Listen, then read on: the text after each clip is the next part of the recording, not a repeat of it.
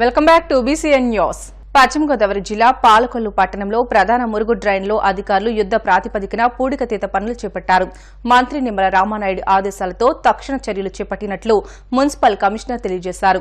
ముందుగా పట్టణంలోని దమ్మయ్యపర్తి code, Bezawada code తదితర డ్రైన్ పూడికతీతలను చేపట్టినట్లు కమిషనర్ తెలిపారు. ఏళ్ల నుంచి మేము ఇక్కడ ఉంటున్నాము, నివసిస్తున్నాము. కానీ ఎప్పుడూ ఒకసారి తీశారు 2018లో. కానీ పని పూర్తి చేయలేదు.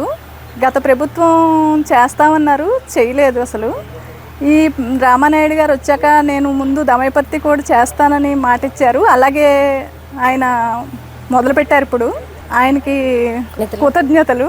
పని మొదలుపెట్టారు కాబట్టి చాలా సంతోషంగా ఉంది. మళ్ళీ రామానాయుడు గారు మినిస్టర్ అయిన తర్వాత డ్రైన్స్ పెట్టించుకుంటున్నారు. దానికి తోడు మంచి కమిషనర్ గారు మాకు దొరికారు. ఇంతకుముందు కమిషనర్ గారు ఎవరు కూడా డ్రైన్స్ చూడటం కానీ డ్రైన్స్ పట్టించుకోవడం కానీ లేదు. ఎమ్మెల్యే గారు, ఇరిగేషన్ శాఖ మంత్రి గారు నిమ్మల రామానాయుడు గారు చొరవ తీసుకుని గత 10 సంవత్సరాల నుంచి కూడా ఆయన దీని మీద ఫోకస్ పెట్టడం జరిగింది.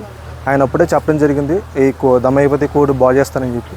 ఆయన చెప్పిన దాని ప్రకారం ఈ దమ్మయ్యపతి కోడ్ ఒక 1 వీక్ బ్యాక్ వర్క్ స్టార్ట్ చేయడం జరిగింది. డీసిల్టింగ్ చేస్తున్నారు.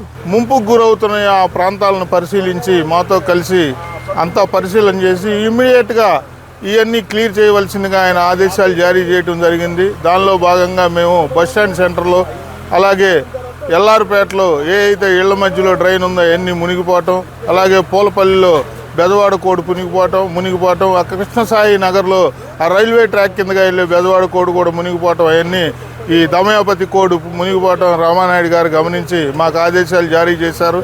దానిలో భాగంగా మేము అవన్నీ చేసుకుని వచ్చి లాస్ట్గా ఈ దమయపతి కోడ్ని బిగిన్ చేయడం జరిగింది.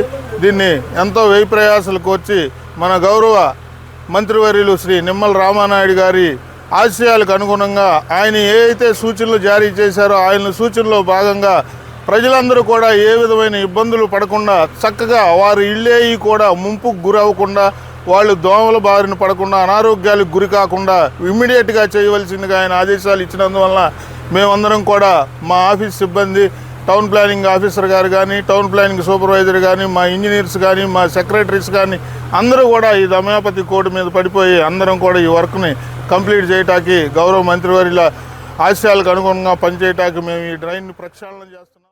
కాకినాడ జిల్లా గొల్లప్రోలులో రాజ్యలక్ష్మి అనే మహిళపై కత్తితో వేమగిరి రాజేష్ అనే వ్యక్తి విచక్షణ రహితంగా దాడికి పాల్పడ్డాడు. తీవ్ర గాయాలతో పడి ఉన్న సదరు మహిళను గొల్లప్రోలు ఎస్ఐ జానీ భాష చికిత్స నిమిత్తం 108 అంబులెన్స్ వాహనంలో పిఠాపురం ప్రభుత్వ ఆసుపత్రికి తరలించారు. బాధితురాలు గొల్లప్రోలు నగర పంచాయతీ పరిధిలోని ఎస్సీపేటకు చెందిన మహిళగా పోలీసులు గుర్తించారు. గాయపడిన రాజ్యలక్ష్మిని ముందుగా పిఠాపురం ప్రభుత్వ ఆసుపత్రికి తరలించారు. ఆమె పరిస్థితి విషమంగా ఉండడంతో అక్కడి నుంచి కాకినాడ ప్రభుత్వ ఆసుపత్రికి తరలించారు. ఈ ఘటనపై పిఠాపురం సర్కిల్ ఇన్స్పెక్టర్ శ్రీనివాస్ ఆధ్వర్యంలో పోలీసులు కేసు నమోదు చేసి దర్యాప్తు చేపట్టారు. భావితరాల భవిష్యత్తుకు, పర్యావరణానికి హాని కలిగించే ప్లాస్టిక్ క్యారీ బ్యాగ్లకు దూరంగా ఉండాలని కాకినాడ నగరపాలక సంస్థ కమిషనర్ భావన పిలుపునిచ్చారు. కాకినాడ 27వ డివిజన్ తిలక్ వీధిలోని సర్వేపల్లి రాధాకృష్ణ మున్సిపల్ ఉన్నత పాఠశాల వద్ద నుంచి ప్లాస్టిక్ క్యారీ బ్యాగుల వినియోగంపై ప్రజల్లో అవగాహన కల్పించేందుకు ఏర్పాటు చేసిన ర్యాలీని కమిషనర్ ప్రారంభించారు. ఈ సందర్భంగా పాఠశాల ఆవరణలో ఆమె విద్యార్థులను ఉద్దేశించి మాట్లాడుతూ నిషేధించిన ప్లాస్టిక్ క్యారీ బ్యాగుల వల్ల కలిగే అనర్థాలను వివరించారు. వీటికి దూరంగా ప్రత్యామ్నాయంగా ప్రతిపాదించిన కాటన్ బ్యాగులను ఉపయోగించాలని సూచించారు. ఆ మేరకు విద్యార్థులు చైతన్యవంతులు కావాలని కమిషనర్ కోరారు. నిషేధించిన తక్కువ మందం కలిగిన క్యారీ బ్యాగులను వినియోగించే వ్యాపారులపై కఠిన చర్యలు తీసుకుంటామని, అదే సమయంలో ప్రజలు కూడా వీటి వినియోగానికి దూరంగా ఉండాలని ఆమె సూచించారు.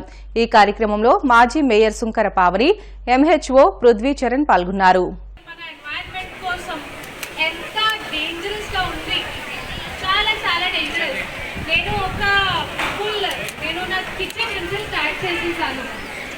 ప్లాస్టిక్ బయట పెట్టేసాను. మనం మార్కెట్ నుంచి తీసుకుంటాం కదా, చూస్తున్నట్టు ఒక కవర్లో వస్తుంది, క్యారీ బ్యాగ్స్లో వస్తుంది. అదే సేమ్ ఫ్రిడ్జ్లో పెట్టడం జరుగుతుంది, అంతే కదా. అదే కాకుండా కాటన్ బ్యాగ్స్ ఆర్డర్ చేశాను. 10-11 కాటన్ బ్యాగ్స్ 200 రూపీస్లో 10-11 కాటన్ బ్యాగ్స్ వస్తుంది. ఫుల్ 5 to 10 years అవుతుంది. మీరు హ్యాండ్లో ఈజీగా వాష్ చేసుకోవచ్చు. అన్ని ఫ్రూట్స్ వెజిటేబుల్స్ సెపరేట్ చేసి అందులో పెట్టండి, ఫ్రిడ్జ్లో పెట్టండి. అది చేశాను, ఇప్పుడు కూడా చేస్తున్నాను. సో సింగిల్ యూజ్ ప్లాస్టిక్ ఎంత దారుణంగా ఉండొచ్చు, how atrocious it can be for environment and for us. మీరే చెప్పాలి, మీ ఇంటిలో పెద్దవాళ్ళు ఉన్నారు కదా, మీరే చెప్పాలి. ప్లాస్టిక్ యూజ్ చేయకండి, మైక్రో ప్లాస్టిక్స్ ఉంటుంది అందులో, బాడీలో ఉంటే క్యాన్సర్ కూడా ఉండొచ్చు. ఆల్టర్నేటివ్స్ ఉన్నాయి. ప్లాస్టిక్ బ్యాగ్కి జూట్ బ్యాగ్ ఉంటుంది, కొన్ని టైంలో అది కూడా ఇంట్రడ్యూస్ చేస్తాము.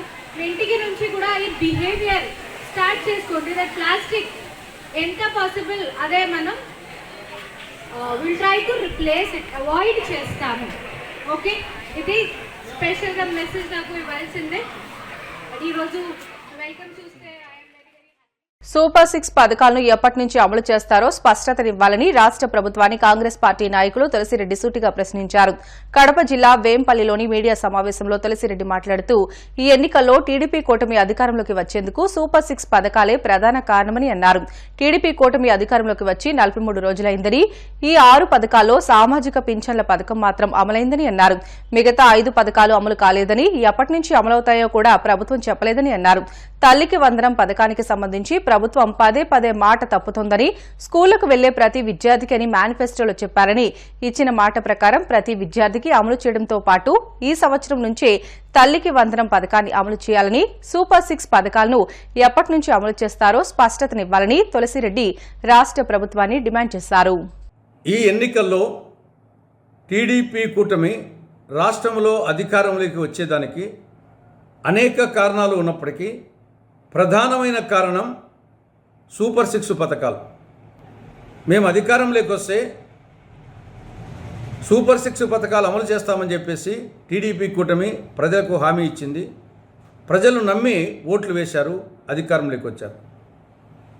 టీడీపీ కూటమి అధికారంలోకి వచ్చి 43 రోజులైంది.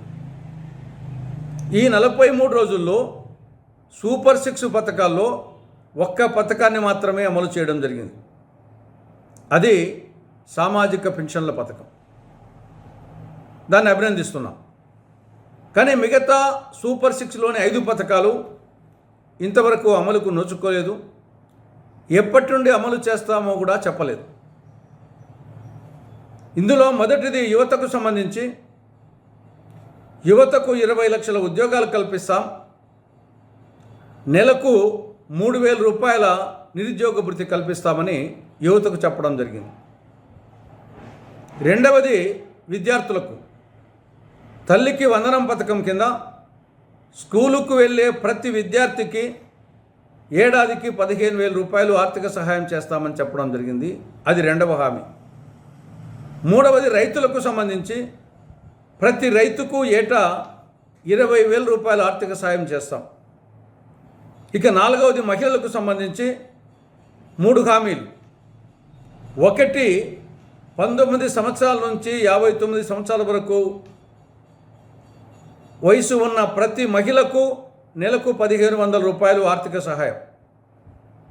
ప్రతి ఇంటికి ఏడాదికి ఉచితంగా 3 గ్యాస్ సిలిండర్లు. మహిళలకు ఉచిత బస్సు ప్రయాణం. ఇది సూపర్ 6లో నాలుగవది. ఐదవది పెన్షన్ చెప్పాను, ఆల్రెడీ అమలు చేస్తున్నారు. ఆరవది బీసీ, ఎస్సీ, ఎస్టీ, ముస్లిం మైనారిటీలకు 50 ఏళ్లకే పెన్షన్. ఈ 6 ఒకటి మాత్రమే అమలు చేశారు, మిగతా 5 అమలు చేయలేదు. దానికి ఎప్పుడు చేస్తామో కూడా చెప్పలేదు. మరి ప్రత్యేకించి తల్లికి వందనం ఈ పథకం కింద పల్టీల మీద పల్టీలు కొడతా ఉంది చంద్రబాబు ప్రభుత్వం.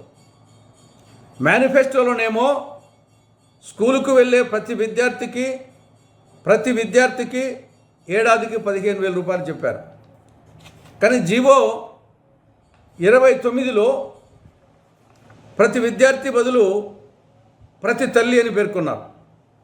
దీని మీద విమర్శలు వచ్చేసరికల్లా లేదు ప్రతి విద్యార్థికి ఇస్తాము, ప్రతి విద్యార్థికి తల్లికి వందనం పథకం అమలు చేస్తామని చెప్పారు. కానీ ఇక్కడ మరొక కొలికి పెట్టారు. నిన్న శాసనసభలో నాదెండ్ల మనోహర్ గారు కానీ, శాసన మండలిలో లోకేష్ గారు కానీ వాళ్ళు చెప్పిన విధంగా చూస్తే ఈ విద్యా సంవత్సరం నుండి తల్లికి వందనం పథకం అమలు చేయరంట. ఈ విద్యా సంవత్సరంలో, వచ్చే విద్యా సంవత్సరం నుండి అమలు చేస్తారట. ఇది మరీ దారుణం. మీకు అధికారం ఇచ్చింది 5 ఏళ్లకు. 5 ఏళ్లలో మొదటి సంవత్సరమే మొదటి సంవత్సరమే అమలు చేయమని చేతులు పైకెత్తాంది. ఇది మోసం, తల్లులకు మోసం, బిడ్డలకు మోసం. ఇది మాట తప్పడం మడమ తిప్పడమే అవుతుంది.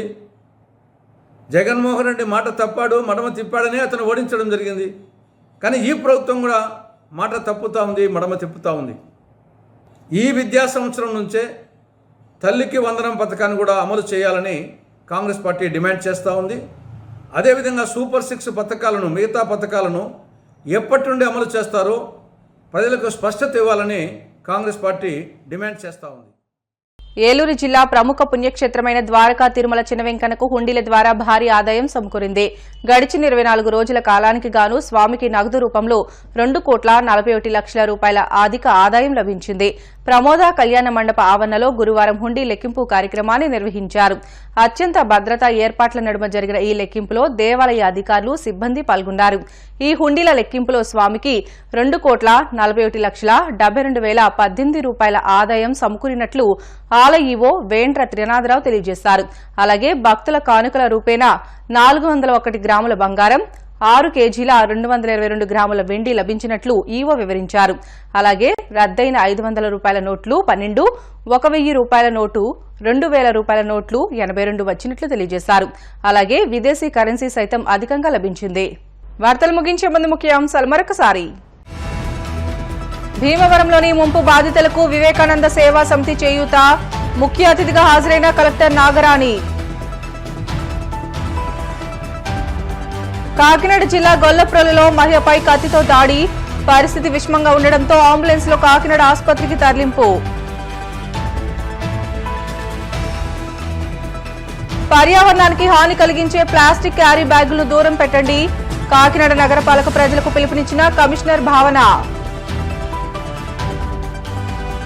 ద్వారకా తిరుమల చినవెంకన్నకు హుండీ ద్వారా భారీ ఆదాయం, 24 రోజుల కాలానికి లభించిన 2,41,00,000 రూపాయలు. ఇవి ఇప్పటివరకున్న బులెటిన్లోని అప్డేట్స్. మరిన్ని వార్తల కోసం BCN digital YouTube channel, Facebook పేజీని ఫాలో అవ్వండి. అప్డేట్ వార్తల కోసం ప్లీజ్ డూ సబ్స్క్రైబ్.